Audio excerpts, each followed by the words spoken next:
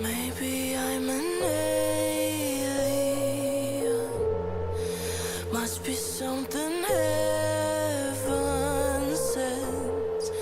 Payback for the love I spent.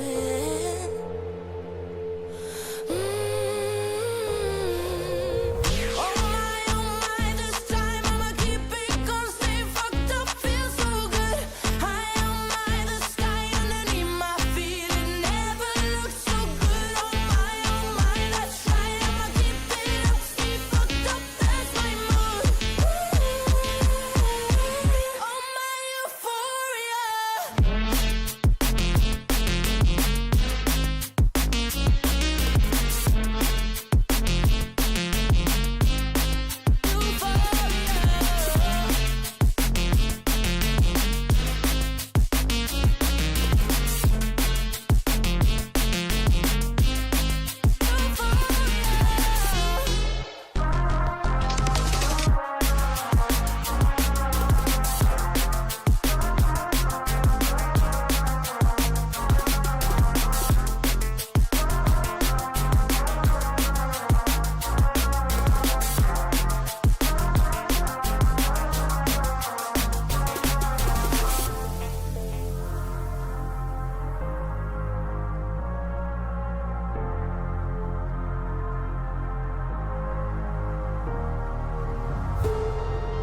Pretty close to heaven now.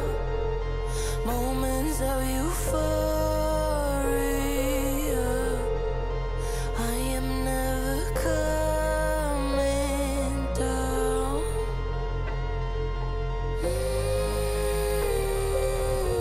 Oh my, this time I'ma keep it gone. Stay fucked up, feel so good.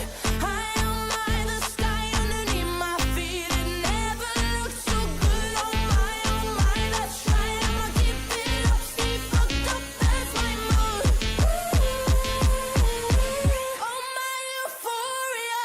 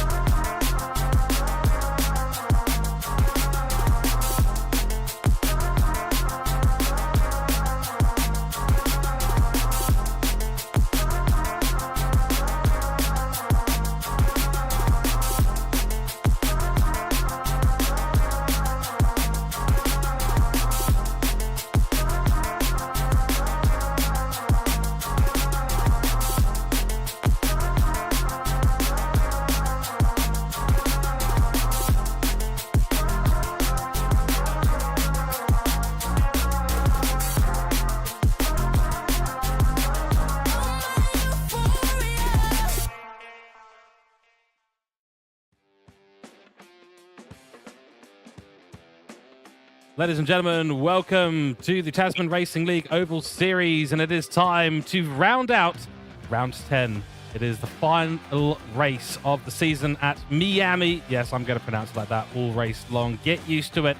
And after 9 rounds of racing, we lead up to this fantastic event at a 1.5 mile, that's 2.38 kilometer circuit in the baking hot sun here in the Miami Homestead Speedway. It's going to be a good day of racing out there today, and the championship is still contended.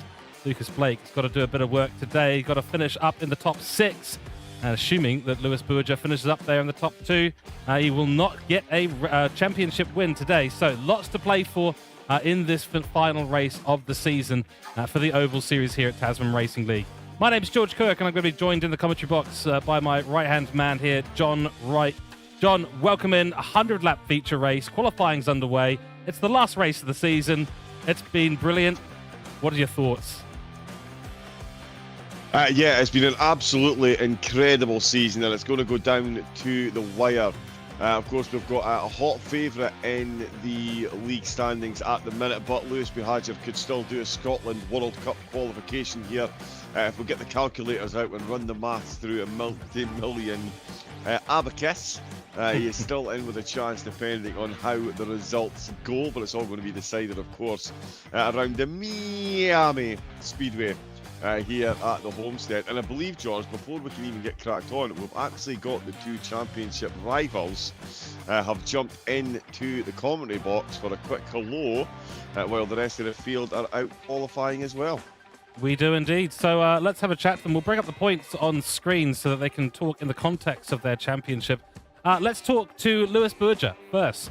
In the running for a championship here today, I don't know if Lucas has shared with you the scenarios under which you may win the championship, but what's the plan coming into this final round of the season? Lead from the first lap and win the race. That's certainly the plan. That's a good plan to have. So tell us the challenges. What's Miami like?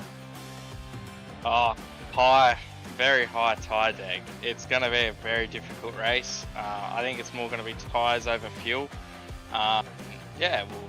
Maybe safety cars. Since the tyre deg's so high, I wouldn't be surprised. Maybe even I'll cause one. Well, hopefully none, but we'll see. You're threatening a safety car. Well, let's bring in Lucas Blake to this conversation. Lucas, you're leading the championship on 597 points. How are you feeling going into this round? The scales are in your favour for this race, but it's got to be a decent result today. Yeah, for sure. I mean, I believe what it is regardless of where Lewis finishes, if he wins the race and gets all the bonus points, I need P6 to secure the championship. That was based on a 12-car grid projection. I think we've got 11, so I might actually need P5. So really the goal is just to stay out of trouble, not mess up the strategy, and land somewhere in the top 5. There we go. So a patient approach to this race. 88.6% of the outcomes favour you today. So how do you approach a race like this? How do you even approach qualifying? It's just not necessarily going out there and trying to win it, which is an approach that we've had success with this season. I mean, I've only got one win. I don't have as many wins as a lot of the other guys in the series, but it's just consistency. Just finishing well, not necessarily caring about the win or second or third, but just making sure that we get the points. And I'm not going to do anything stupid, not on purpose at least. Yeah, good plan. So no purposeful safety cars out there today, or hopefully accidental ones. I can hear John kicking down the door of the interview box, so let's get him in for a couple of questions in the few minutes we've got before the qualifying standings are available. Indeed, yeah, quick one for you, Lewis. It's been a barn-burning season, and it is an interesting position that you find yourself in. You've got more wins than the current championship leader, but he is more likely to win the championship. How have you found the season so far, and are you going to change anything going into tonight's race, or is it still just going to be balls to the wall, let's get this win? No, obviously nothing silly, but going off the last 2 weeks, I'll just keep that same approach. It's worked for me quite well these last couple of weeks, so we'll keep it the same, not do anything silly, and if we accidentally spin and cause a safety car, it might just work in the favour with tyres anyway, so we'll see. Invoking the safety cars, we'll absolutely love it. And Lucas, I mean, you've already been asked this, as I just said, you don't have as many wins as some of the other drivers, but you are in the driving seat to win the championship. Has that been your strategy for the whole season? Just see how the chips fall, or was there, after say rounds 3 or 4, you're beginning to think to yourself, right, tell you what, I'm in a good position here, I can definitely get myself in the championship hunt and remain there right until the last race? Yeah, it really kind of the mindset shifted after the first few rounds of the season. It was Daytona, Charlotte, Iowa, Indianapolis. I was really after that win because it had been a while since I won in this series, and I just really wanted to get back in there. Wasn't really thinking about the championship, and I feel like I made mistakes that I wouldn't have otherwise made because I was too focused on going for wins. So I really think after the mid-season break, kind of recalibrating and focusing on just being consistent and getting those points has really helped the championship effort along. And, you know, a win did come in there when I wasn't even really angling for one at Auto Club. So it all kind of worked out on its own. I stopped trying so hard for wins and I ended up getting a win. That is always the way. Well, depending on how hard you try today, a championship win could well be on the cards. So, yeah. Huge congratulations on the series so far and absolute best of luck. I don't imagine we've got long left in qualifying now, do we, chaps? No, we have... no, it looks like it's about 40 seconds. That's exactly right. 40 seconds, here we go. We'll probably let these guys go and get back to their pit crews and get themselves in the focus zone they need to cause a safety car. I mean, start the race and finish it correctly. But good luck, Lewis. Good luck, Lucas.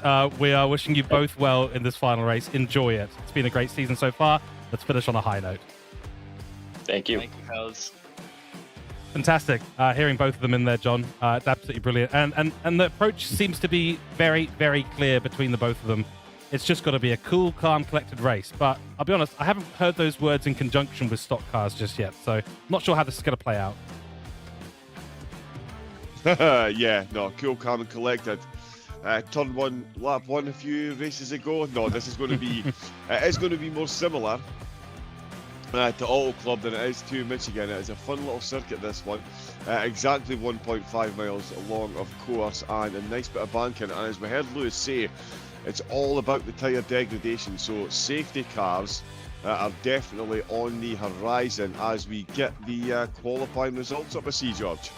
We do indeed. And look who it is on pole position, Jack Kelly-Reid. What a lap. And he's cleared the field by over 1/10 of a second, nearly 2/10 of a second, in fact. So 33.073 for him. Boone Blake has found P2 for the number 2 car. And then P3 for Lucas Blake, our potential champion, is going to be on the same row of the grid as Lewis Bourget for Hybrid Sim Sport. This is going to be a great start for them. They're going to be potentially helping to form that initial pack, and they're going to be right there if there's a mistake at the beginning of this race. Matthew Searle lines up in 5th, followed by Tom Williams in 6th place for the number 6 car. Jason Hutchins in P7. He'll be alongside him will be Damien Coates. Ryan Llewellyn right there in 9th position, followed by Daniel Hutchins. And then rounding out the grid, it is going to be Jared Williams at the back. So we are going on our formation lap now. We're going to head over to track. We'll see you there in a few moments' time.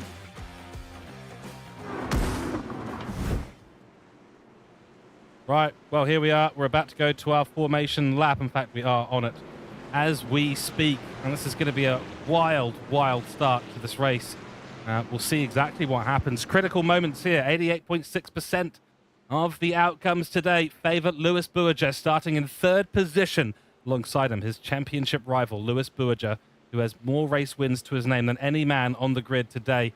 And we thought that it was maybe going to be Tom Williams all season long, but a run of bad results unfortunately led him to not a great start to this season, and that unfortunately has carried on all the way through season 1. It means that he is going to be fighting potentially for a win today, but not for a championship victory.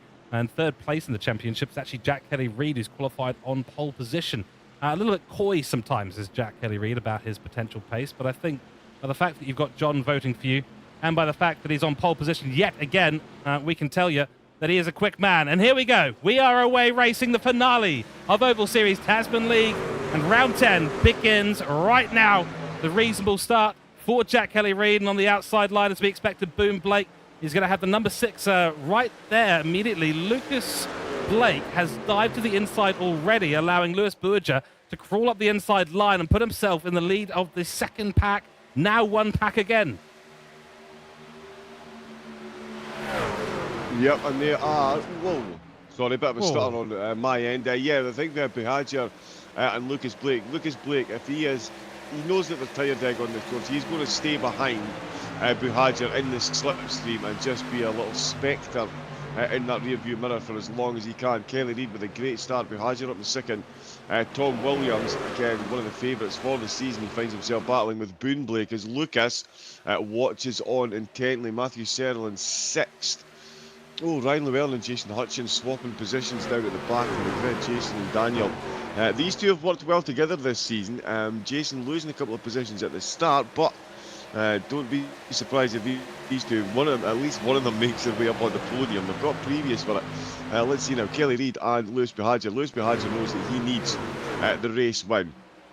That is his number one priority. He needs to bring home as many points as he can before the end of this race to get as many, give himself as much hope to bring home. Is it 12% chance he's got of winning the championship, or 12% of the outcome? So he needs to make sure, as I say, he's got as many points as he can. He's made up 2 spots so far. Lucas currently sitting in 5th position, so he's just about on the bubble.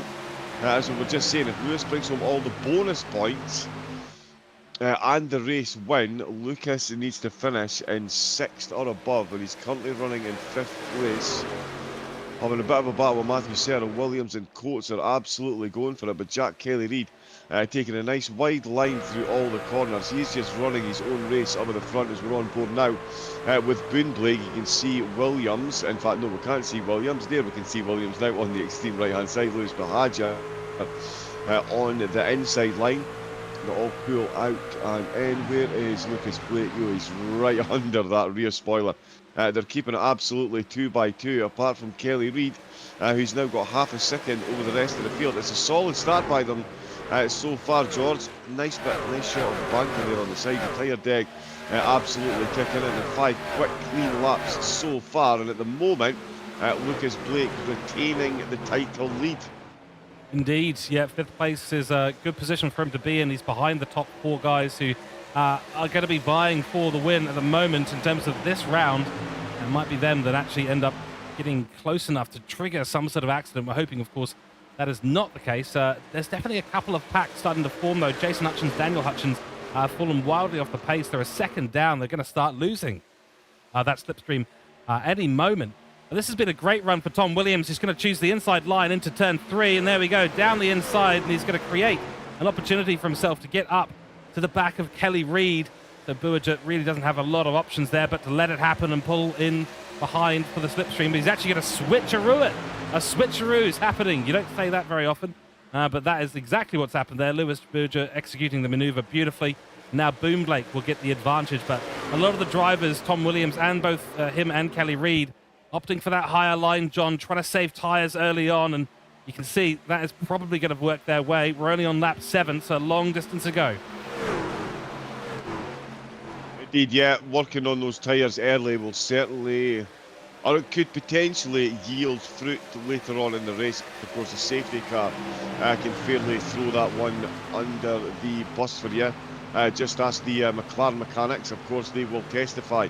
Now that they're in the Ferrari doghouse as well with their drivers, can just, one safety car can really throw a spanner in the works. But Kelly Reid, at the moment, no spanner in his works. 6/10 ahead of Williams, who's got Bihagia, Blake and Blake. That is quite the 4-way pack that we've got forming here, and it's Boone and Lewis. Oh no, now they've completely separated. They've gone either side of the track. They're going to go for the Noah's Ark approach here as we go 2 by 2 by 2 back into single file. They go Jack Kelly Reid again. Phenomenal start that he has had. Jason Hutchins, I'm not sure what happened to him at the start of the race, but he is down to 10th position. Again, we've seen the Hutchins brothers working well together to make their way back up through the grid. We'll see if they can make any inroads back up the way. Jared Williams, he's made up 4 places with Tom Williams, so the pair of brothers having opposite fortunes so far in the race. As we see Bihagia now, is he going to become the meat in a Blake sandwich? No, he is not. He manages to squeeze his nose back ahead of the Boone, but it's going to be not for long, I don't think, as Boone Blake goes past. And is he going to bring his brother along with him? The championship rivals are absolutely side by side. A little bit of a wiggle there from Lewis Bihagia, just marking his territory there. He had one leg cocked in the air, the other 3 firmly planted on the ground, and he was clearly marking his territory there for Lucas to come on through. But that's Boone Blake up onto, or down onto, into 3rd place. Bihagia back to where he started in 4th, and Lucas Blake down into 5th place. Boone going on the inside line. And I think the brothers have worked their magic here George. I think Lewis is about to be jumped. He's going to be saving some tyres on the outside line, but he is given up the slipstream to the Blakes, and no, he's not. Sorry, he's just popped into the middle of the two of them. So a fascinating battle here. Both championship rivals running Linus Stern here, 4th and 5th place, with Boone Blake, the brother of one of them, leading this little pack. You kind of think that Boone has got the whole world of this championship in his hand right now, George. Yeah, you'd think so. I mean, I was expecting Lewis to be going a little bit harder, a little bit sooner, but I think that they're really being calculated as per our interviews earlier on. A little bit of shuffling of the order. Lucas Blake tries to take the outside line with Tom Williams, but to no avail, decides better of it, hangs back behind Lewis. And I think based on the interviews that we heard there, they're both just going to be happy to hang out, set their position for most of the race. And when the chaos either starts or the end of the race starts to appear, then it will be all go at that point. Another attempt to follow Tom Williams around the outside line for Lewis, but he's not favouring that high line that Tom is. So he's always forced now to bring it back in line with Lewis Bourgeois through the corner. Does get himself a little bit more grip as a result. And there's the inside line. Is it going to be enough of an overlap? Lewis is going to try and close that door in our championship leader's face. And again, we don't want to see anyone forcing the issue in terms of a safety car here today. So Lucas Blake is going to have to be extra cautious. If he gets a good run on Lewis, it's probably not worth the overtake. Boone and Tom now switching positions. Tom Williams now opting for that inside line. But I tell you what, Jack Kelly-Reid nearly out to a 1 second lead because of all the fighting happening here. And I will also say, before I hand you back the microphone, that I knew that there was going to be a McLaren jab coming at some point today, but the clown makeup that was sent has a Ferrari logo on it. So just letting you know, that is still the status quo. Yeah, very good. I heard there was work experience this weekend. Some of the Ferrari mechanics were over in the McLaren garage, yes. trying to learn how to do a strategy, and that's what's on displayed. And but I can assure you, I am fully Team Lando for the F1 Drivers' Championship. I really, genuinely, yeah, I will be absolutely beside myself if he wins it. Really, all I can say, Team Lando, but still. All I can say is I'd rather have Lando than Verstappen, but I'm a Piastri fan. Okay, there we go. That is confusing times. Yeah, and I'm going to find out after the stream how George feels about the recent interview where McLaren have already signed a new driver and Piastri.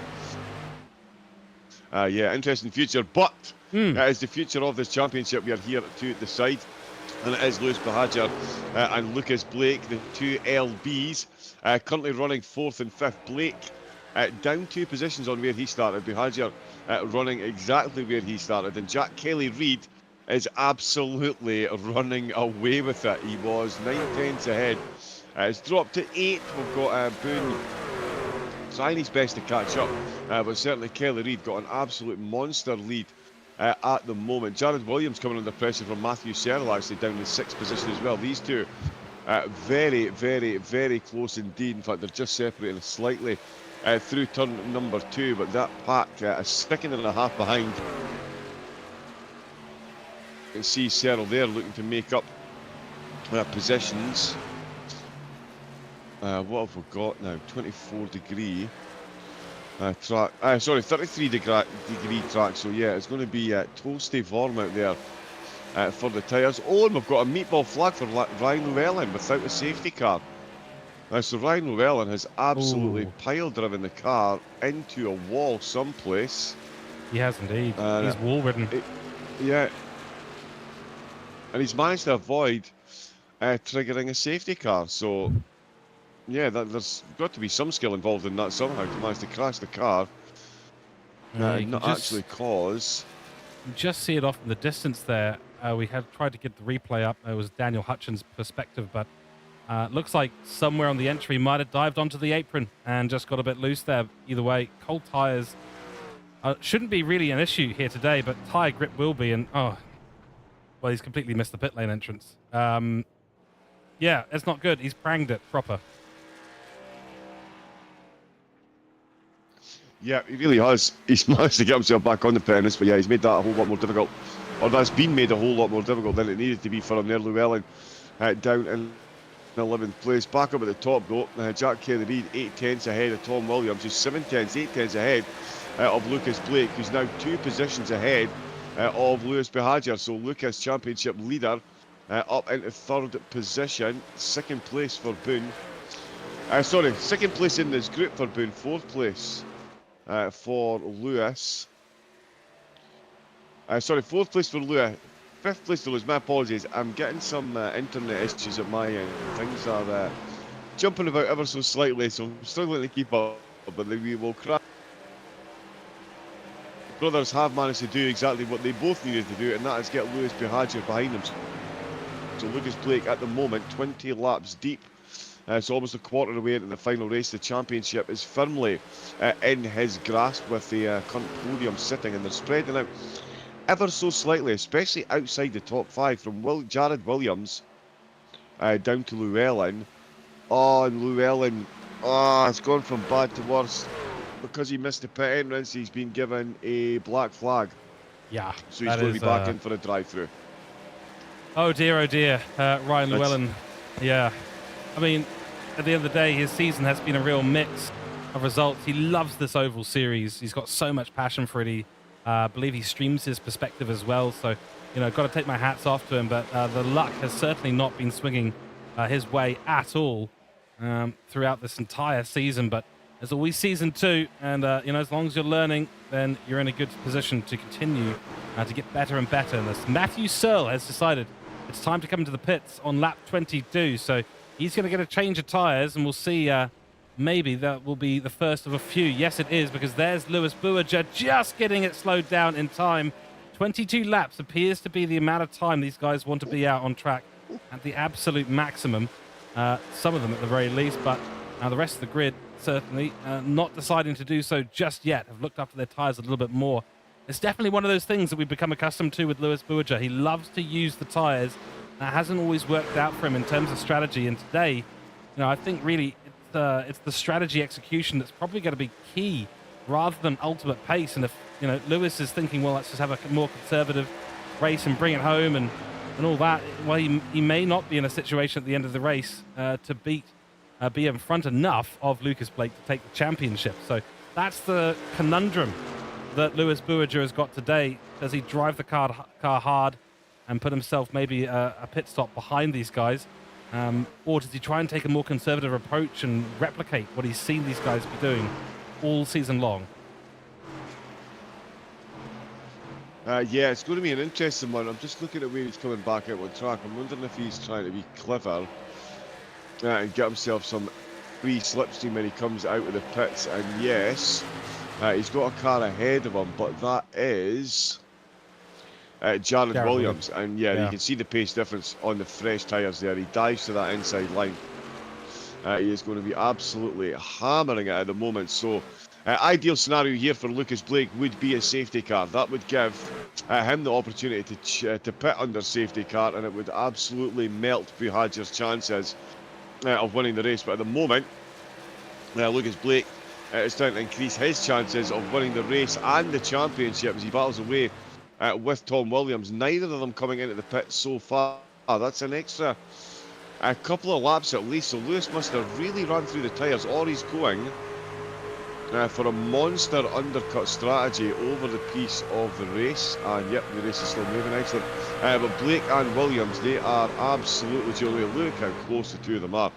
That Silverado sign could not have been much bigger in the rear view there of Blake's car. But it's Williams who now finds himself down into 3rd place. Blake, oh, has he? Sorry, it is slightly stuttering for me, George. I will return in uno momento, senor, if you don't mind.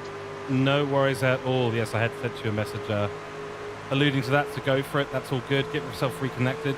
PC restart if required and all that sort of good stuff. So we'll have John back in a moment.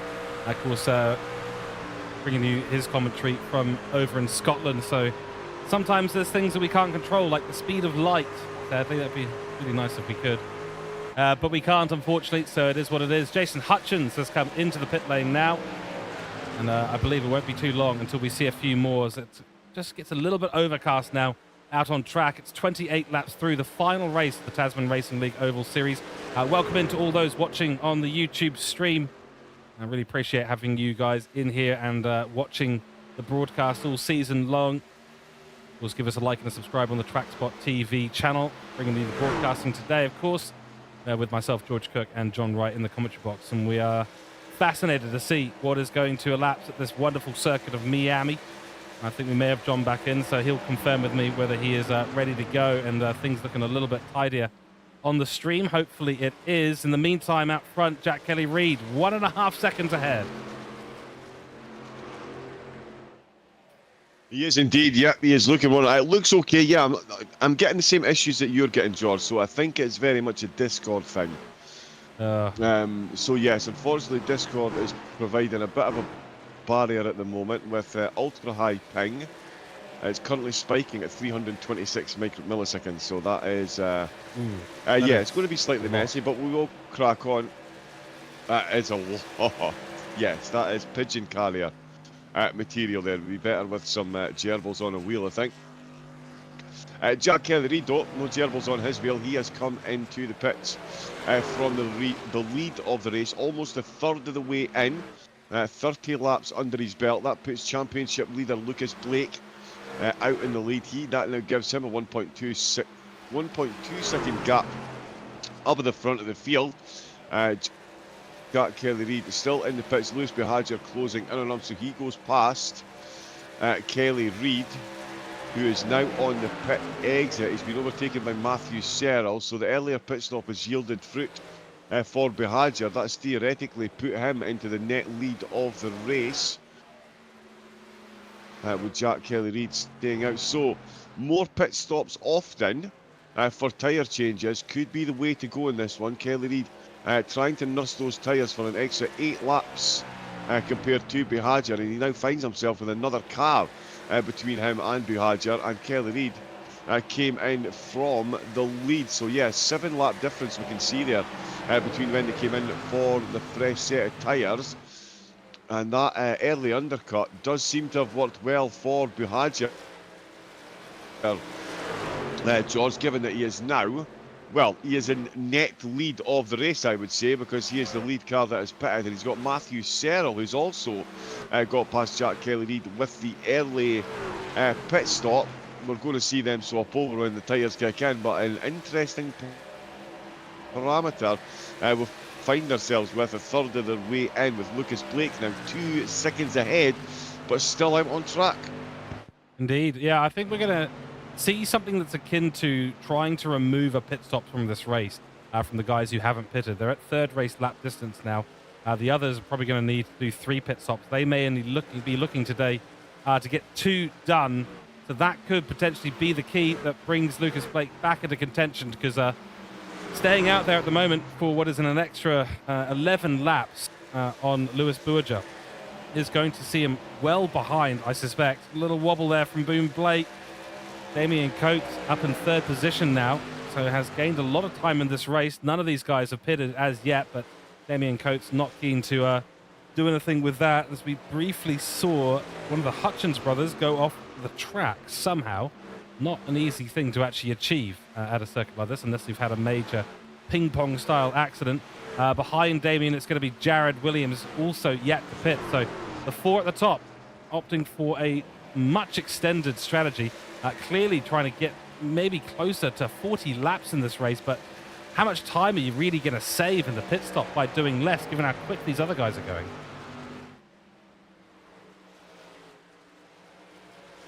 Yeah, indeed. Yeah, I'm going to have to guess what George was saying there. I'm assuming he is coming through on the stream okay. He does sound a bit underwater for me. Thank you very much, Discord, for being completely fit for purpose. I'm guessing he was talking about the top 4, because they are the drivers that have stayed out. So they're going to be coming into the pits, you would think, pretty soon. But have they done themselves a disservice by staying out this long? Because it is significantly longer now than anyone else that's come in. Of course, we've seen Behadger come in at lap 21. Kelly-Reid come in from the lead on lap 29. Drivers are still out on lap 36, so Lucas Blake really is getting his money's worth out of these tyres at the moment. Or is he getting his money's worth out of these tyres? He's a 35.6 compared to low 34s that Bahadur, Searle, and Kelly Reid. And in fact, Kelly Reid back into the 33, so that's a near. We're getting on for a 2.5, 3 second difference between the pace of these drivers at the minute. So is Blake. He's just on a 36.3, so his pace up at the front is absolutely hemorrhaging compared to the rest of the field. Tom Williams now catching back up on him very handily indeed. 37 laps in. I think Lucas, he's surely not going to go for a one-stopper. Surely got to be a two-stopper on the tyres. He is going to lose too much pace, I think. But Bahadur, the laps that he's putting in, he's doing everything he can. And there is Tom Williams coming in. So too is Jared Williams. So both Williams coming in to pit. And Lucas Blake is just on a 35.8. So again, his lap times are down. Massively down on the rest of the field. But he is still staying out. Yes, it's a bold strategy play, George. But I mean, as we were saying, he only needs to finish 6th. Or better, but for me, this is a bit of a risk staying out on tyres. This one twitch, and you're in the wall, you're meatballed, and you're back in the pits for a lot more than just a fresh set of tyres. So it's a brave move. Whoa! Woo. By Lucas Blake as Jack Kelly Reid almost collects himself a spectator there. That was close. Deep breaths, everyone. It's the end of the 10-week Oval Series. Anything can still happen, and as John has just said, yeah, Lucas Blake, if he has an accident today, it's going to be all over for him, because Lewis Berger may well be able to finish up close enough to the top, regardless of what happens now, but close enough to the top to actually end up taking the entire championship, which would be one massive swing in his favour. But that was certainly a close one between Searle and Jack Kelly Reid, getting right to the wire. And this is the point, I think, that we're kind of alluding to in this race. It's so split up now that it's getting relatively unlikely, as it is, other than an unforced error, to see a safety car. We're coming up to 40% now of race distance, so only 60 laps to go. And many of these drivers, the top 4 certainly, still yet to come into the pits. Where is Berger? He's actually up into 3rd now. So this is all starting to work its way out.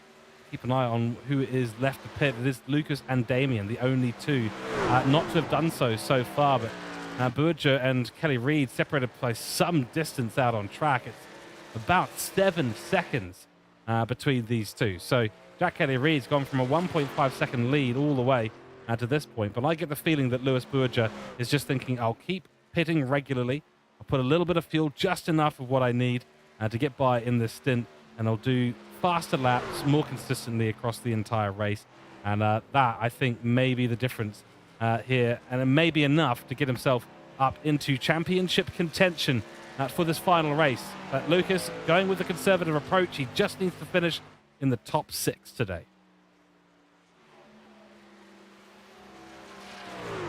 Yeah, well, it looks like he has absolutely embraced that top 6 ethos there. He did say as well that he hadn't necessarily been going for wins over the season. He doesn't have. He's got the championship lead. He's got one hand firmly on the trophy, but he doesn't have the most wins. He's just been consistently there or thereabouts, up at near the top on the podium, and it's brought him good results. And he looks like he's going for that approach again. Nice and safe. Although, is it safe to be on lap 43 on your starting tyres? Yeah, well, around Miami? I'm not 100% sure it is. I mean, it's bold to say the least. I mean, some would say, risk it for the biscuit kind of thing, but I don't think he's really in a championship situation to be risking it in the way that he is at the moment. I'm guessing it's got something to do with him wanting to only do one pit stop. There goes Tom Williams unlapping himself from our current leader, but Lewis Berger's only 12 seconds behind, so this will have to be a very, very quick pit stop when he does come in. We're just getting some perspective here, and the broadcaster today, who shall remain unnamed, deciding to try his best to put a curse on any driver he possibly can. The gyro view. Great to see the onboard shots though, John, and you can see it's conservative lines being taken by Lucas, but he's starting to run out of that grip on the exit, and it's causing him to hit the barrier a couple of times. It is, yeah. It's a good thing he doesn't use his mirrors anyway, because one of them is now completely into the wall. But yeah, we can see the lack of grip on the outside line there is his exit, and there's Jared Williams looking to unlap himself as well against the race leader. Blake just lets him sail on through. Now, Buhagiar has been out on his tyres now for longer than he was out on his first set of tyres. He did 22 laps on his first set. He is now approaching 23 laps on the fresh set. As we see Blake, oh, he's just started, there we go. So it'll be interesting to see what Buhagiar now does, because of course Blake has been out for the entire time. But Lewis Buhagiar and Jack Kelly-Reid, they are now coming up to almost another stint complete, and certainly for Matthew Searle, as we can see, 21 laps.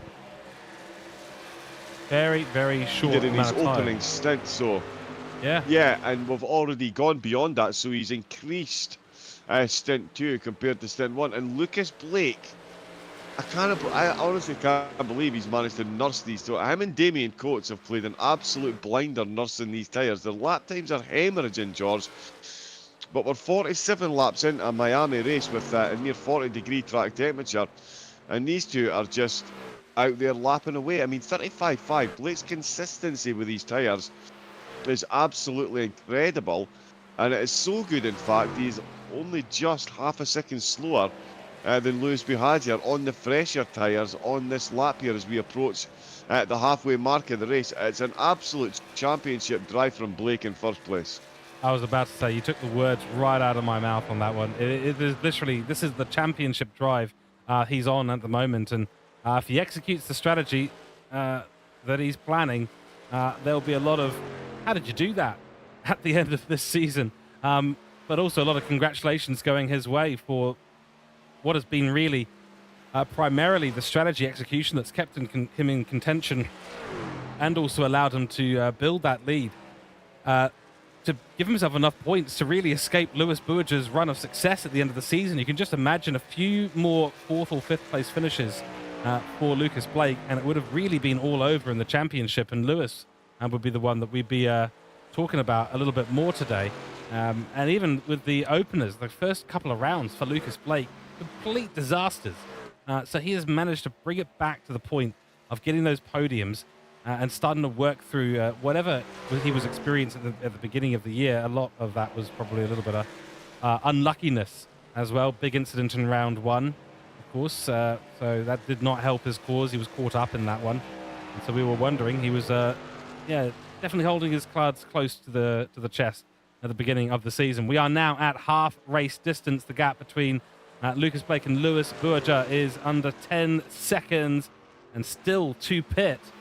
And I do wonder, John, if it's one of those things where these guys who have pitted early and come out are doing this longer stint, which is obviously possible, in this middle part. So they might be going for a 2-stop as well. So they might just be seeing two halves of a similar coin, a 2 or a 1-stop. I can only guess and assume that Lucas Blake is going to try to go to the end, and he is now coming into the pit. A crucial couple of moments here. What is the gap going to be when he comes out to Lewis Buhagiar? And how many more pit stops does Lewis have to do?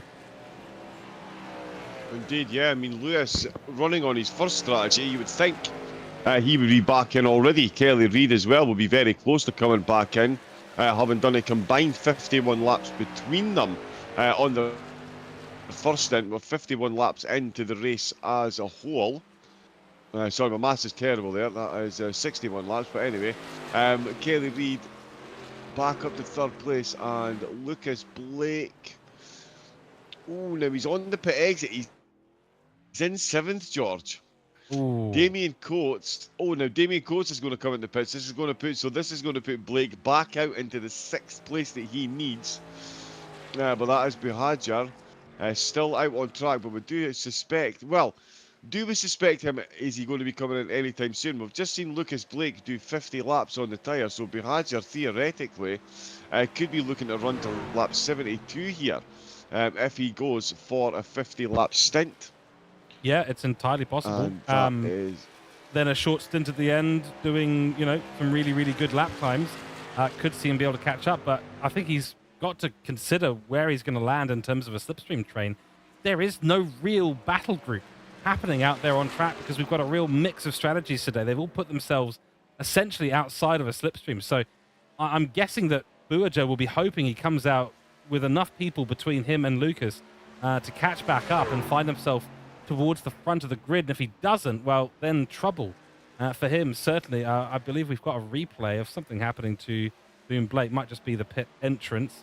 Looks like it is, John, and maybe you can give us a little idea of how difficult this one is, because it's got that grass runoff there, and everyone seems to be missing that.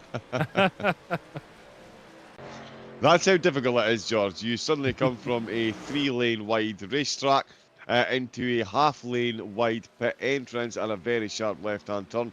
And these cars do not like to be slowed and turned at the same time, as we can see, or as we saw, running off onto the grass. So that could well be another penalty being picked up for violating the track limits in the pit lane. We'll see if a black flag appears. Oh, Lucas Blake, what a lap that was. Wow. Man by on a the mission. considerable margin as well. It doesn't feel like a particularly conservative start to the stint, does it? Yeah, no. No conservative starts for Blake for the start of this stint. He's got 5th place. He's got Damien Coates did come back out behind him, so he is safely in 5th position, which is enough to bring him home the championship. Buerger in the lead. Kelly Reid now 3.8 seconds down, and in fact Kelly Reid pulls the trigger first. So Kelly Reid originally came in 8 laps after Lewis Buerger, and he is now in on lap 30. Oh no, sorry, he came in originally on lap 29. He's coming in again on lap 56, so not quite a 30 lap stint, whereas we've seen Lucas Blake and Damien Coates do a 50 and 51 lap stint respectively. So Lewis Buerger, I think, has got a bit more confidence in his tyres since he saw what Lucas Blake has done so far. No, he's not, because he's come into the pits. So 56 laps in, he's come in as well. Where is Lucas Blake? Oh, that's now whistling in my ear. Where is Lucas Blake going to come out compared to them? Wow, As Jack Kelly Reid already out of the pits, and he's in 6th already. Wow. Well, this is a big shake-up, but you can see with the extra couple of pit stops, obviously it's going to be initially the advantage to Lucas Blake. Where is Lewis Buerger? He's only still coming out of the pit, so that's Lucas Blake up ahead of Lewis Buerger now, so staying out and not doing the double pit stop has helped him in the interim, but whether that helps him all the way to the end of the race, let's try and get a bead on the gap between them. 14 seconds between Lucas and Lewis Buerger. So that is an extension of the gap. He has extended the gap between them. When they went in originally, it was 12 seconds. Now we're looking at a little bit larger than that, and it continues to grow. 17 seconds now, the gap. So I think this has worked out beautifully for Lucas Blake. I get the feeling that Jared and Tom Williams ahead of him will probably end up pitting again. Both pitted last on lap 37, so even with a 50-lap stint, doesn't take them to the end of this race. Probably going to be pitting in about 10 laps time or so. So right now, the only other person really in contention with the same strategy is Damien Coates. Maybe a few notes shared between these two guys today, but they're the only ones who are executing that strategy other than Boone Blake. Well, actually, there's quite a few. Boone Blake, Jason Hutchins, and although they may have pit stopped twice already, but Boone, I wouldn't be surprised if he's also on this strategy as well. But I can only say that Lewis Buerger is going to have to drive the wheels off that car today. Yeah, yes, he is going to need to absolutely shift it as he comes back out the pits after his 2nd stop in 5th place. So yeah, and Lucas, yeah, what a strategy that has been. Going to try and hold on for the 1 stop. I mean, he's got the luxury now of being able to take a 2nd stop around about lap 70 or 75, and he will still be close enough to Lewis to take the championship, I believe. Let's see, this is Kelly Reid I've got on screen. He's got Matthew Serra. But yeah, I think the way I'm calculating this, George, unless I'm massively incorrect, I think that Lucas has pretty much got a free pit stop around lap 70, and that'll still keep him within 4 positions of Lewis Buerger, and that's all he needs. Yeah. If he can finish within 4, it doesn't matter about bonus points, that'll bring him the championship. So Lucas has strategized this one, I think, absolutely perfectly. It's all, of course, now just down to the execution of said strategy around an oval course with massive tyre degradation. Easy work, John. Easy work. I mean, that's what I've learned, really. That's the real lesson I've learned in the last 9 laps, that when you're on degraded tyres at the end of a race, trying to win a championship, it's easy. Just, just go and drive in a circle. You turn left a little bit more, turn left a little bit more, and then you're done. That's all I've really learned. No, I'm kidding, of course. I think what I've learned is a heck of a lot more than just that. Jack Kelly-Reid opting for the upper line. Once again, we have 38 laps remaining in the season, and this is going to be key. At the moment, our math is telling us that Lucas Blake is in the box seat, and that no matter what really happens, other than a safety car at this point, and even then, he is probably going to have the number on Lewis Bourget, who's gone for a couple of pit stops already in this race, and will be likely coming in again unless he's deciding to do a long stint at the end, John, which is entirely possible. I mean, that's 44 laps. That's not nearly as much as we've seen the other guys out on track do. But the problem with that, of course, is that he needs to have the pace. So is it worth jumping into the pits for a fresh set of tyres? And can he catch up enough time? I don't think he'd be able to do that either. So track position, championship position to Lucas Blake, and Bourget, well, he's got to pull something out of his hat to get this done. Yeah, he needs a major rabbit out of the hat here. Or he needs a teammate to just go full kamikaze and absolutely annihilate another driver to cause a safety car to punch them all back up again. But again, even then, I'm not sure how much good that would do him. He is on slightly fresher tyres than Lucas, but we've seen Lucas. Absolute masterclass by Blake up at the front of the field with the 50-lap opening stint. Him and Damien Coates. I mean, Damien Coates, if we're talking about how good Lucas Blake is on the tyres, let's talk Damien Coates. He did 51 laps just to take those extra bragging rights. He's done an extra lap on his tyres. So he is, again, theoretically, good to run to the end of the race, whereas the Williams brothers, who now find themselves currently in first and second, although currently first and second, Lucas Blake is having something to say about that very shortly. In fact, I think he's going for the move on Jared Williams to get himself back up into overall second place.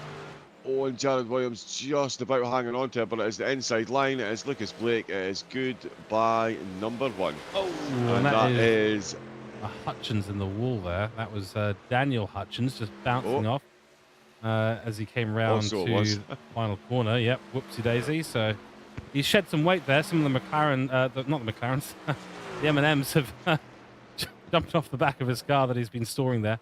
Yeah, sorry, I make that mistake because I made a McLaren livery that was M&Ms. There we go. Tom Williams is now in.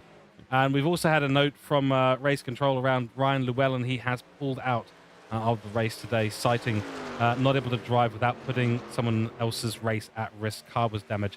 6 minutes of repairs to the car, and he's decided that's going to be him. But we do a salute in the chat here and, of course, in the commentary box to Ryan Llewellyn's season.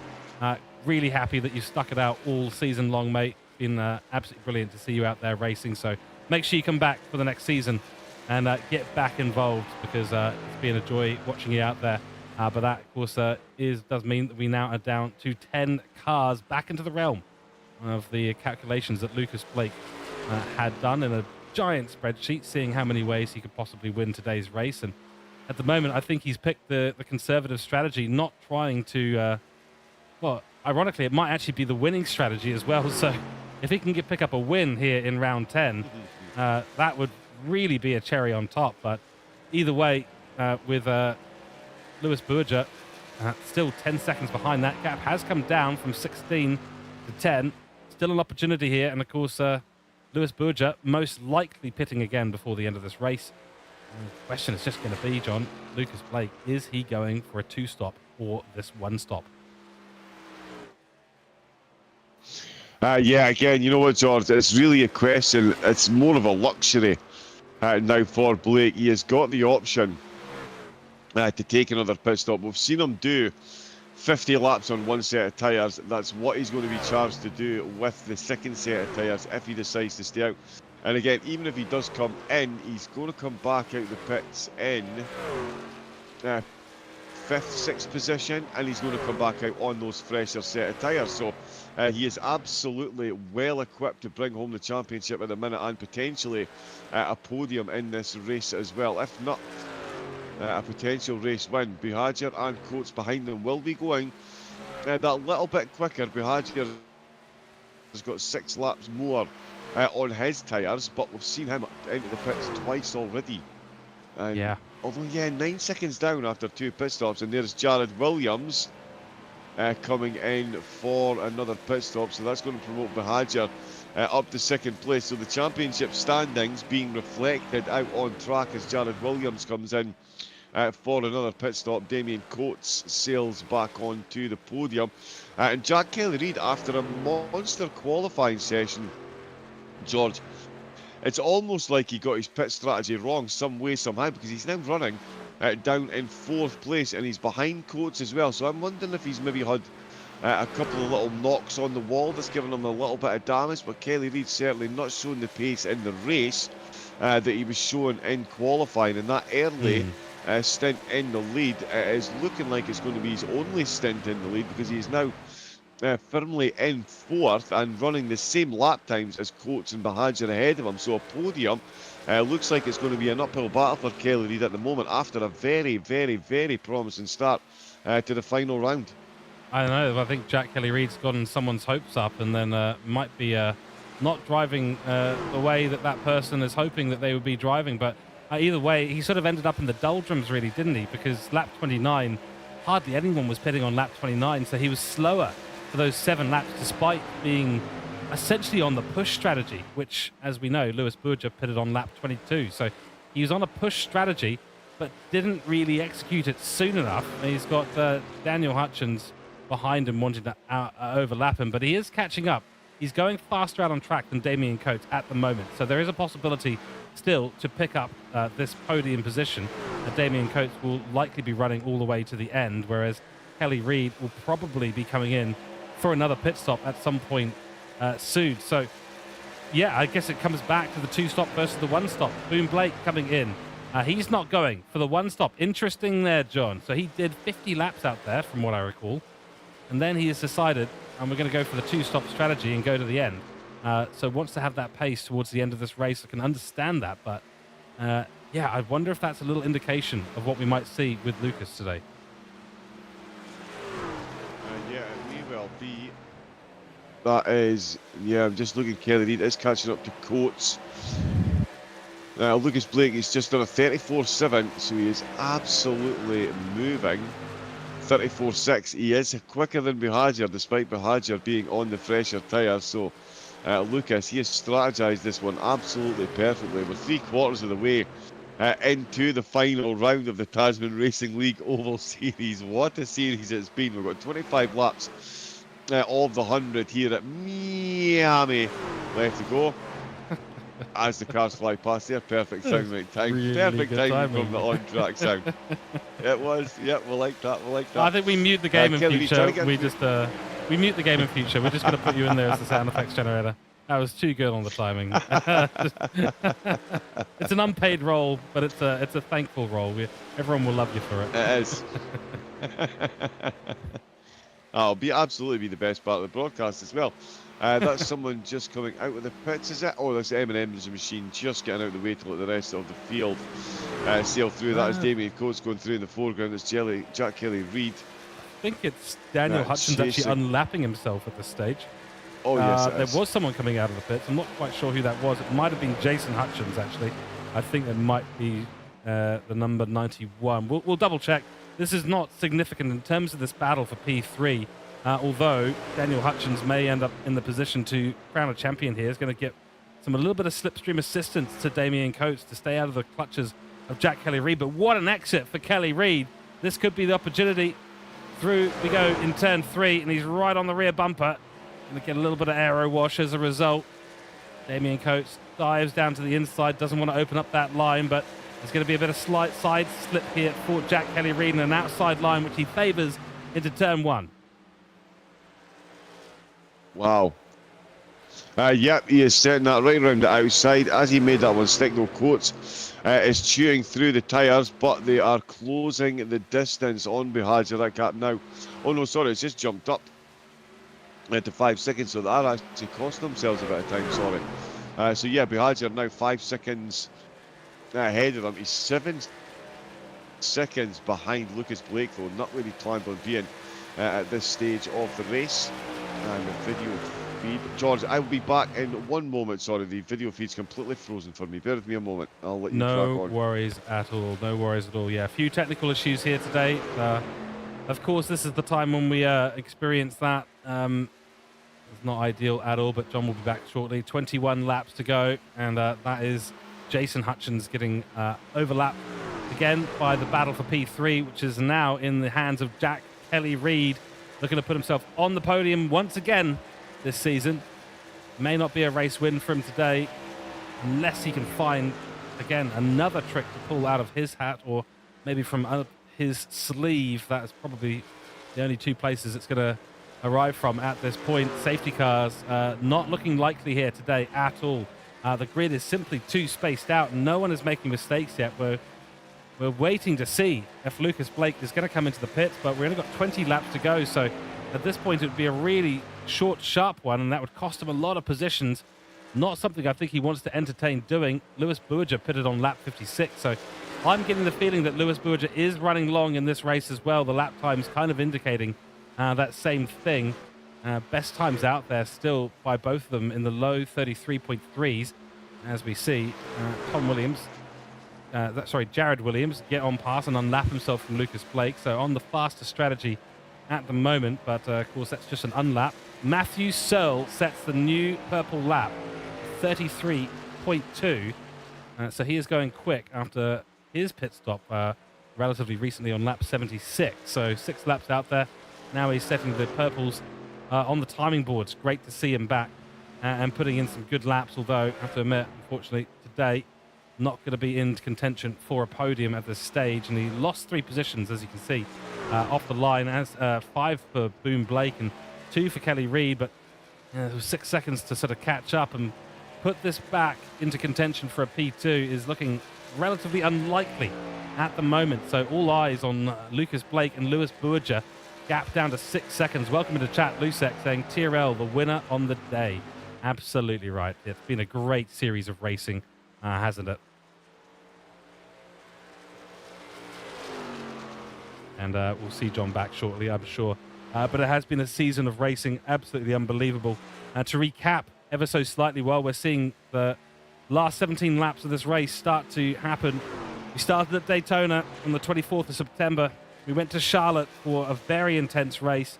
The openers were both absolutely brilliant bits of racing and lots of action. It certainly shook things up at the beginning of this season. Keeping an eye on Matthew Searle right on the back of Boom Blake now. So these two locked in a battle. Fortunately, it's only the battle for P7, but still a battle nonetheless. Matthew Searle recently setting that purple lap. Then we went to Iowa on the 8th of October. Indianapolis on the 15th of October. Atlanta was a standout for me. I absolutely loved the racing that we had at Atlanta. Bathurst, the chaos and the craziness, the fun that we all had over there at Bathurst for the unofficial 11th round of the season, the mid-season legacy race. And Boone and Searle now catching up to Tom Williams, who may become a little bit of a bottleneck for these two at the moment.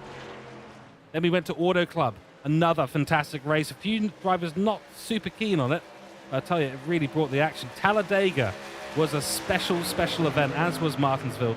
Michigan provided some very important points for a number of people to get themselves secured for today's race. And overall, a wonderful championship battle all the way through the season, which has been great. Let us know in chat, what was your favorite race of the season watching back on the stream? Which one do you think had the most action? Boom Blake cutting in front of Tom Williams there. Nearly opens up the inside line for Matthew Searle, who does manage to keep himself in contention. But Boom Blake is going to be running very, very wide on the exit. And that may have cost him the inside line coming up now to turn 1. Tricky place to go for sure. It is not a super straightforward bit of course. And Matthew Searle, yeah, great stuff there. Held the inside line beautifully. Now Jason Hutchins getting involved. So some back markers getting involved in this battle. And Jason Hutchins wants to get himself unlapped, although should we have a safety car at this point, he would be the recipient of that. So not necessarily the worst position to be in. Damien Coates catching now back up to Jack Kelly-Reid as well. So we'll keep an eye on that, the battle for P3. So Damien, what a race. He's been a man that we've wanted to have on the podium more than he's been there. Showed some incredible pace through several of the rounds. Can't recall if he had a podium to his name. We'll double check that to see, but he certainly has been showing up in the top fives all season long. So today, he's obviously a fan of this track, obviously knows it quite well, and is quite a handy driver under those constraints of the tyres. The tyres just absolutely being cooked at a circuit like this. Track temperature out there is well up. We'll double check actually exactly what it's ended up at, but it is well up there. 33 degrees Celsius out on track, 24 ambient. It says 91% humidity. That might be affecting the drivers ever so slightly, but either way, it's that track temperature of 33 degrees Celsius and the high banking of these corners, the exits, absolutely wrecking the tyres. So that's one that, honestly, I'm not particularly jealous of the drivers out there. It's going to be a tricky one to execute. I think for me, Martinsville was something absolutely special. That and Talladega are on my list to go and actually jump into and drive when and if there is some sort of off-season race here at TRL. So who knows, you might get the opportunity to race with John, Wright, or myself, George Cooke, and basically give us a little bit of a schooling, I think is probably what's going to be happening. I don't expect us to get anywhere close to the top of the podium. I expect to be purposefully crashed into for all the commentators' curses that we've handed out this season. In fact, probably what's going to happen is that John and I will fall to the back of the grid and start competing with each other. Yeah, that's most likely what's going to happen. Yes, 10 laps to go now, ladies and gentlemen. Lucas Blake still in the lead of this race. 6.2 seconds is the gap. So that gap has gone up from 5.8. And that can only indicate one thing. And that thing is that Lucas Blake is on to win today's race. No one else going to be opting for a pit lane entrance, surely, at the end of this race, unless you've done something like get the fuel rob. And we've seen a few drivers do that, namely Lewis Buerger, who, as much as he'd like to, will not escape that label, probably for the rest of the time that we're in the commentary box with him there. The man who loves to throw away a race win by running out of fuel. So that's the question for the top three at the moment. Lucas, Lewis, and Jack. Will they have enough fuel on board? And will they have enough tyres? Well, certainly that's the question for Jack Kelly-Reid. Right now, Lucas Blake's lap times 0.3 of a second faster than his championship rival, Lewis Buerger. So right now, in terms of who wins the championship, it's Lucas. But the only thing that can change that right now is if Lucas has a crash or if there's a safety car right at the end of this race and he decides to pit and Lewis decides to stay out. So Lucas will be feeling the nerves right now behind the wheel. A few drops of sweat, I'm sure, coming down and rolling over his forehead in the cockpit. He's realizing, probably at this point, that he is in contention to win the championship by winning the last race of the season. Loose second Jack saying, I seem to have lost my magical powers of manifestation. Yeah, what's happened to that, man? What has happened to that? I'm afraid you're going to have to get back on the ball for season 2. And you're not spiritually, you're not hosting yourself in one of these cars spiritually for this one. Metaphysically, I think is the word. John, you're back in the commentary box. Hopefully things are slightly better resolved. Damien is catching up to Kelly-Reid at the moment, and the 6-second gap between Lucas and Lewis, LB's, is exactly 6 seconds, and it has stayed there for a long time with only 6 laps to go in this season. Yep, six laps left to go, and it is all going the way of Lucas Blake. He's looking to equal the number of wins, and yeah, we are just about. It's just about workable at the moment, so yeah, I should be able to keep up with what's going on. Again, Excellent. Thank you, Discord. Yes, For being so useful. We've got, yeah, big battle up at the top though. Kelly-Reid in third place. No, it's absolutely, it's like going at 20. It's going at 2 frames a second here. What I'm going to do, Jack Kelly-Reid in third place. I'll do one more thing, John, to try and help you out to maybe make it just a little bit smoother. You let me know if that's made any difference whatsoever. That's the last thing that we can think to do on this side, but we're only 5 laps away as well. Lewis second track saying, Lewis said if I didn't take Lucas out, I was going to get dropped from the team. So I guess put me down for privateer next season. Yeah, I'll make that edit right now, mate. No worries. I understand the dilemma you're in.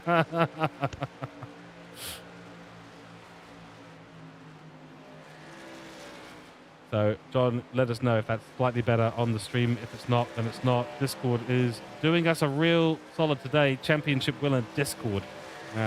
Bringing home, in fact, the only safety car really out there today has been Discord initiated, unfortunately. Love that this comes down to the last race as well. Absolutely right, Lucek. Completely agreed. We've 4 laps away. The gap, though, between Buerger and Lucas Blake has come down somewhat to 5.5 seconds. That last lap was not the best one that we've seen from Buerger, but might have been a small mistake there from Lucas Blake. Still potentially in contention, but even if they reverse positions, John, it's Lucas Blake's championship. Yeah, Lucas has done, it's been an absolute masterclass. I mean, it's been a masterclass of a season, how to win a championship 101 by Lucas Blake, and he's got this one absolutely dialed in for the final race as well. We did think it was a bold and brave strategy going for 50 opening laps on the same set of tyres, but he's pulled it off absolutely magnificently, and he is bringing home a potential race win as well with only 2 laps to go. Lewis Buerger, and yeah, it does seem kind of fitting that these two finish first and second in the final race, given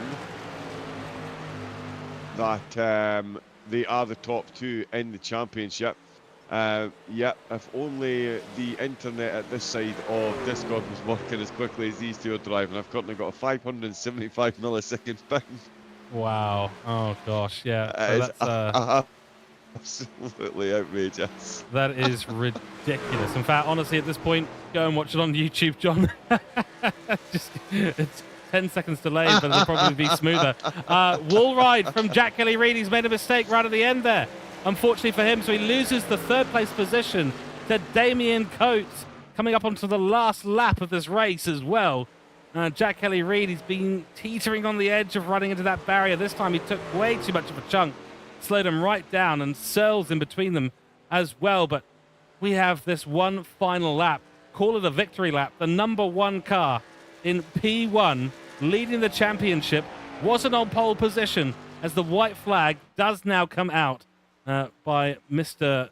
Well, I'm not sure if he's actually got a name there, but the wardens at the front showing us that we have only 30 seconds left in this entire championship, and Lucas Blake 5 seconds ahead.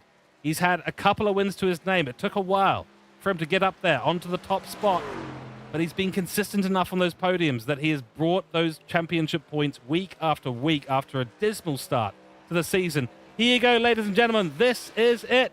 Lucas Blake, your champion of Season 1 at the Tasman Racing League Oval Series. Lewis Buerger will be P2 in the championship and P2 in the final race. Damien Coates onto the podium. What a way to finish the season for him. Jack Kelly Reid ruining that final mistake 1 lap ago, which set him down into P4. Tom Williams in 5th, Jared in 6th. And that is going to be our grid, ladies and gentlemen. We're going to go and have a little look at our race results before we get to our interviews. Well, fantastic stuff. What a way to finish the series here at Season 1. And we've already got congratulations coming in by Lucek in chat, saying congrats, Lucas. Well done, mate. And Lucek also saying something about the latency stuff in future. Well, if you've got any solutions, you post that our way. So the race today, before we focus on the overall championship, Lucas Blake does take the victory today. Lewis Buerger in P2 and Damien Coates in P3. Jack Kelly Reid nearly got that P3. A last-minute mistake saw him into P4. Tom Williams, Jared Williams in P5, 6. P7 was Matthew Searle. Boone Blake in P8. Not the best race of his season. Daniel Hutchinson, Jason Hutchins started at the back, finished at the back, unfortunately, this time round. And, of course, Ryan Llewellyn, who we wished we could have seen a little bit more out there on track, but due to damage and not wanting to risk other people's races or become a kingmaker like Nicholas Latifi, he has decided to put himself into the pits for the remainder of the race. John, what a great way to finish the season. Lucas is champion, Lewis is in second, and unfortunately, the strategy. It all came down to the strategy today.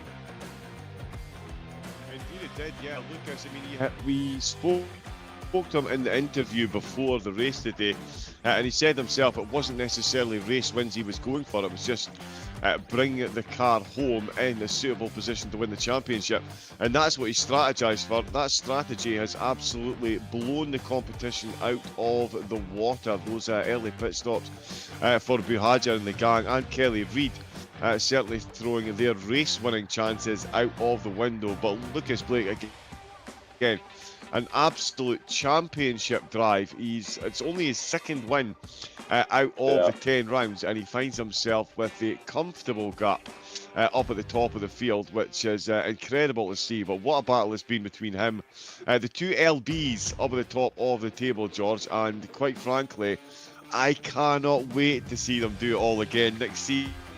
Yeah. But we should probably help them celebrate this season first, though. I think that's a good call. So let's go to some interviews now. We're going to start off in reverse order this time out. So first of in is going to be Damien Coates. Damien, welcome into the commentary box, mate. Great to have you in here. First of all, big congratulations on the P3 today. Well done. It felt like that came a little bit out of nowhere.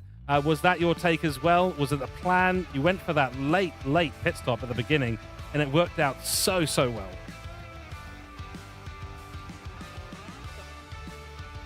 Yeah, I thought the one stop might be on, and then I saw Lucas was doing it. He's a pretty gun-on strategy, so yeah, stressful battle with Jack at the end, but great finish. Yeah, well, obviously that mistake right at the end for Jack Kelly Reid essentially gifted you the position. Did you think you had it anyway? I could see he was getting a bit loose, and I think I had a bit more tyre than him, so I was hopeful, but yeah, he defended pretty well, but yeah, wrapped to get third. Absolutely, yeah. Great to see you back on the podium. And give us a little summary. We're obviously at the end of the season. It's been a great technically 11 rounds of racing. Any standouts, any highlights? Well, I started off with a win, and then it went downhill from there. So Yes. so, yeah, to be back on the podium at the end, it's a nice little bookend for the season. Obviously, with work, I've missed a couple of rounds, but it's been a great season.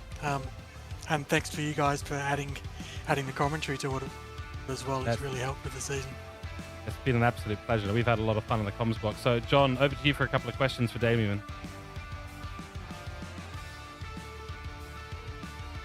Right, okay, yep. Sorry, yeah, I seem to be lagging and getting stuttering on the audio as well. Phenomenal stuff. Damien, yeah, that was a great race tonight. As you say, you had a race win at the start of the season and a podium to round it off. No safety cars in tonight's race at all, though. Is that a surprise for you, or was that something that you guys were expecting from tonight's race, given the characteristics of the Miami track? No, I thought it was going to be pretty clean, hence why I went for the long strategy. I thought it was going to be more of a tyre race. It's a pretty wide circuit, so passing's no problem on there. So yeah, I wasn't that surprised. Yeah, no, I did think that tyre degradation would maybe catch a couple of drivers out, but apparently not. So phenomenal racing. What is the plans, and more importantly, what are the plans for the off-season now? Practicing ahead of a successful charge at season number 2, Damien? We will see. Looks like we're switching to a different kind of car, so it looks like it'll be a more traditional stock car. So, which is I'm happy with. I'm ready for a change. So. Bit of practice on that, I think. Fantastic. Yeah, nice. Well, looking forward to seeing you back. Sorry, George, my audio at this end is a wee touch ropey, so I will hand back to you to crack on with the interviews, and I will try and get involved as and when I can. Absolutely, yeah. And you can probably stop watching the stream as well now, John. just in case. Got that shut down a while ago. Yep, that's long Excellent. gone. Yep. All right, we can thank Discord for this one. Well, let's move on to our second place finisher. And of course, second place in the championship as well. Welcome in Lewis Buhaja to the chat. Mate, first of all, congratulations on second place today. We'll talk a little bit about the championship implications later, but tell us about this race. You pitted on lap 22. Yeah, I figured that it might be tight between a 2 and a 1 stop. I figured that they would sort of pop out fairly close. It did sort of work. I just missed. It was just a couple. I should have pitted a couple laps later, and I would have got that tyre advantage at the end. Yeah, so we did see a couple of drivers do that earlier stop. I mean, for example, Jack Kelly-Reid pitted on lap 29, so 7 laps outside of it. We thought, man, maybe there's some grey area in there. Maybe that is the strategy today. We weren't 100% sure, but let's talk about the championship.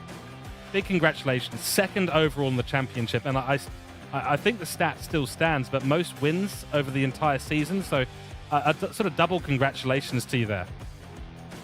I think that Lucas and myself are tied now, but yeah, massive congratulations to Lucas. Yeah, I missed a couple rounds there, so just to come away with 2nd, I'm happy with. Yeah, no, it's been a pleasure watching you race out there, of course. I know that John's going to be a little bit laggy on the audio, but let's give him some time and let's get him to ask you some questions, because you guys have had an interesting start to your relationship in Season 1. It's been absolutely phenomenal having Lewis in the season. He's got a sense of humour and he's got talent behind the wheel. It's very easy to see why I dislike him so much. Just share some for the rest of us, please, Lewis. But no, it was an interesting one out there today when you saw. Obviously, you said it was going to be close between the 1 stop and the 2 stop. Did you think the 1 stop was really possible, especially when we saw Lucas make it to lap 51? When he made it to lap 50, at that point, surely you were thinking, I'm going to have a major tyre advantage here in the last half of the race if he is going for a 1 stop, because 50 laps around here, no mean feat on one set of tyres. So after your first stop and his first stop, how were you feeling towards the race win and towards the championship win potentially? The championship win I knew was going to be a bit of a long shot, because Lucas would have had to fall so far back, but I definitely thought that the race win was on. Yeah, I should have ran out my 2nd stop maybe an extra 10 laps maybe, and it would have been possible, but that's alright. Hindsight's a beautiful thing. We'll learn. Yeah, they do say hindsight does have 20/20 vision.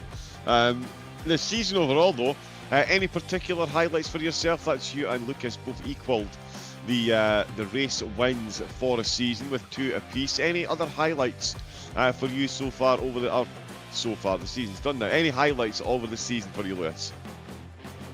I think that the Michigan win was pretty special. The Martinsville win was cool, but I feel like that one's not it is an oval, but it's not really a real oval, whereas Michigan was real oval where strategy and all that come into play. So I think that the Michigan win was certainly a highlight. Well deserved. And I hope you guys can still hear me. I'm struggling to hear you guys. My ping is back up to 575. But Lewis, phenomenal season for you. Congratulations on the 2nd place, and certainly looking forward to the next season, given, as you say, you missed a couple of rounds. So the championship, I'm expecting you to come back stronger and looking for the overall championship win in season 2, correct?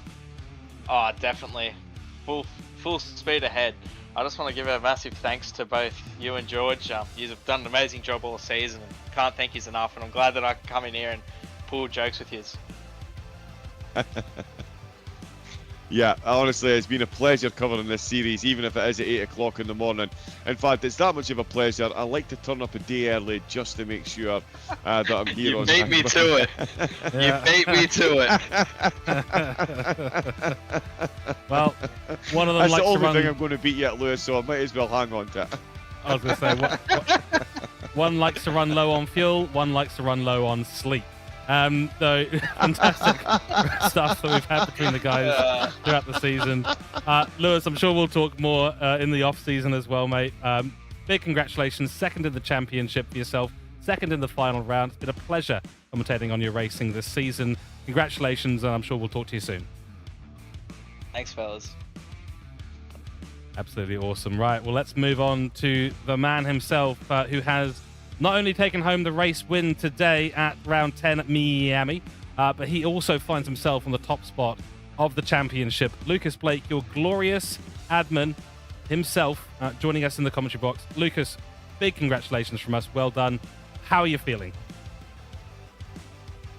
Oh, pretty great. That was a really fun race. I had the tire save is always tricky for me, but I'm always happy to see it work out like that. Well, we were surprised and shocked, Very actually. much strategy win. Yeah, Oh, I mean, we were, well, not in a critical way, but we just weren't expecting a 51 lap stint. That's all. It simply came down to that. We didn't think fair the enough. tires were, well, they would last that long, but that you'd lose so much time. But actually, your pace on those worn tires was something quite special. To be honest, I kind of just thought everyone was going to do it. I saw that the fuel could go 53 laps, and I thought it was pretty much a no-brainer at the start of the race. I wasn't really thinking about tire drag. It was a little bit of an oversight on my part. Started to see people going in. And, maybe it would have been a smart idea for the championship to cover Lewis and pit like one lap after him, just to stay close to him. But I did trust the strategy. I felt like the tire drag wasn't going to be too bad, especially on the second stint, because I didn't have anyone else to battle, and it ended up working out. I was kind of worried there in the middle that my strategy was going to backfire, and I was going to end up somewhere down in 7th or 8th or 9th, and I was going to potentially lose the championship if Lewis won. But I'm happy it all worked out. Absolutely right. I mean, no safety car today. The wide enough track at Miami that no one was making mistakes, and the field was quite spread out as well, because there were so many interpretations of what was going to be the optimal strategy out there today. But yeah, we were a little bit worried when you didn't follow Lewis in, and then it was 10 laps more, and then 20, and then 30 laps more, and then eventually you finally came in, and we're going, right, well, this has got to be some sort of one-stop strategy, and the fuel and the tires must have made it, and your lap times confirm that. Talk to us a little bit about the season overall. Started a little bit rocky for you, but you clawed it back very, very nicely. Yeah, well, thank you. I mean, it was... The first couple of rounds were definitely rough. Daytona, never really got a chance at Daytona. I was involved. Unfortunately, the big one had to happen on like lap 4 there, and I was involved. Charlotte, I messed up the strategy. Iowa, I messed up the strategy. Indianapolis just didn't go well. But after that, I started to find some form and really start to put those results in, I think. Maybe I wasn't the single fastest driver this season. I think that would have to go to Lewis or to Jack or to Tom or to one of those guys. But I think I was really able to string together consistent results, and I was able to play the strategy game right, which is definitely a departure from last season, but a welcome one for sure. And I just had a ton of fun racing with these guys. Can't say thanks enough to everyone who's come out and made it what it is so far, and I'm really looking forward to a bigger and better season 2. Absolutely right, and we're also looking forward to that as well. John, we'll give you a couple of questions as well for Lucas, and we'll hand the mic over to Lucas to say final words as champion and admin of the Oval Series. Lewis even. Yeah, we'd also like to apologise to Wade Johnson, because George keeps getting his name wrong as well. But yeah, no, Lucas, sorry, yeah. Lucas, yeah, it was an incredible season. As you say, it's not always about the race wins, and I have always said that consistency will win you championships. And as you say, that consistent run of results, nothing too flashy, not too many podiums, but certainly bringing home the points. Just give us another recap on how your championship horizons were looking as it went on, because obviously after the first 2 rounds it didn't go well at all. When was it you yourself thought, no, right, okay, you know what, I'm looking good for a championship win here? Probably would have been after about round 5 or 6 roughly. Yeah, I would say round 5. That was Atlanta. That was when I lost to Jason. Came up second on the final lap. And I believe I was in the lead of the championship that time, maybe for the first time this season. I can't quite remember, but I do remember going into the mid-season break and I had a decent lead. And at that point, it became less of a focus on trying to get wins to close the points gap and more of, now that I had the points advantage, just trying to play it a little bit safer and manage that lead. Yeah, and of course, the most important thing of all to come out of the season, you finished comfortably ahead of your brother Boone. So bragging rights not only over Thanksgiving but Christmas as well for you, Lucas, after you put in Boone, your brother, firmly in his place, and just letting everybody know everyone know which Blake is in fact the boss. Yeah, I mean, he missed a couple races. So hopefully, on one hand, I want to see him come to all the races next season because I really enjoy racing against him. On the other hand, I think if he does make it to all the races and he does get practice time for all the races, he might beat me. So, no, I don't know. We had it in minute too. I didn't forget. Just find out. Find out when he's here.